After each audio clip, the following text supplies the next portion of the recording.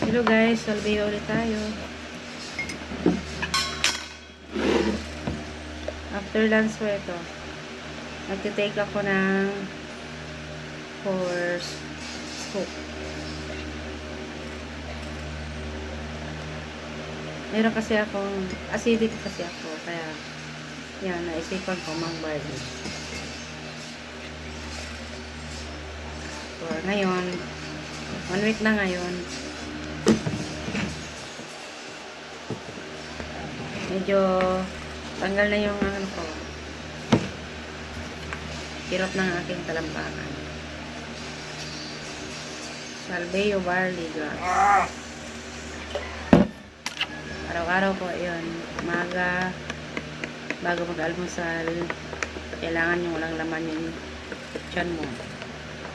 Tapos, after lunch, 2 hours bago ka mag-take. Tapos, bago matulog, take din ako.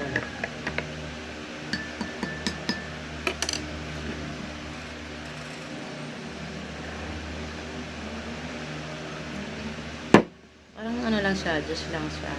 Sarap. Kailangan sa kalusugan natin yan para mahirap magkasakit eh.